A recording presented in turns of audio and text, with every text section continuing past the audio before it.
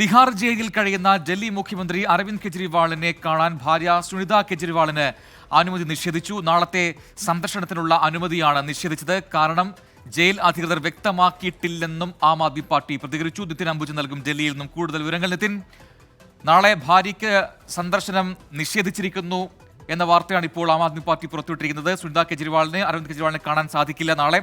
അപ്പോൾ എന്ത് കാരണങ്ങളാണ് എന്ന് പറയുന്നില്ല എന്ന് കൂടി പാർട്ടി പറയുന്നുണ്ട്. വിവരങ്ങൾ പ്രജിൻ, ഡൽഹി മദ്യ അഴിമതി കേസിലാണ് അരവിന്ദ് കെജ്രിവാൾ അറസ്റ്റിലായി ഇപ്പോൾ ജയിലിൽ കഴിയുന്നത്. തിഹാർ ജയിലിൽ കഴിയുന്ന അരവിന്ദ് കെജ്രിവാളിനെ നാളെ സന്ദർശിക്കാനുള്ള അനുമതിയാണ് ഇപ്പോൾ സുനിത കെജ്രിവാളിന് നിഷേധിച്ചിരിക്കുന്നത്. നാളെ ഉച്ചയ്ക്ക് 12 മണിയോട് തന്നെ ജയിലിലെത്തി സന്ദർശിക്കാനുള്ള ഒരു അനുമതിയാണ് ഇപ്പോൾ തിഹാർ ജയിൽ അധികൃതർ നിഷേധിച്ചിരിക്കുന്നത്. അതേസമയം തന്നെ എന്ത് കാരണത്താലാണ് ഈ അനുമതി നിഷേധിച്ച് സംബന്ധിച്ച് ഇതുവരെ തിഹാർ ജയിൽ അധികൃതർ വ്യക്തമാക്കിയിട്ടില്ല. ആം ആദ്മി പാർട്ടിയും ഇത് തന്നെയാണ് ഇപ്പോൾ പ്രതികരിച്ചിരിക്കുന്നത്.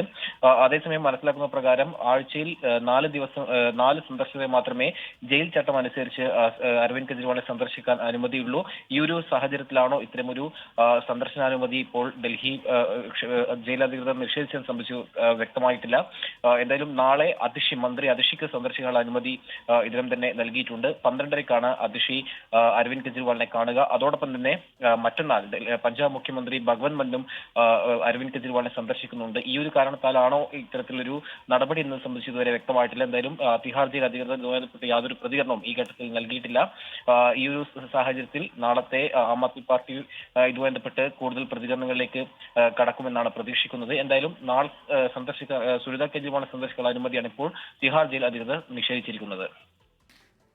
നിതിൻ അംബുജനാണ് വിശദാംശങ്ങൾ നൽകിയത്. അരവിന്ദ് കെജ്രിവാളിനെ സന്ദർശിക്കാൻ ഭാര്യയ്ക്ക് അനുമതിയില്ല എന്നാണ് ഇപ്പോൾ ജയിൽ അധികൃതർ അറിയിച്ചിരുന്നത്. കാരണം വ്യക്തമാക്കിയിട്ടില്ല എന്ന് ആം ആദ്മി പാർട്ടിയും പറയുന്നു.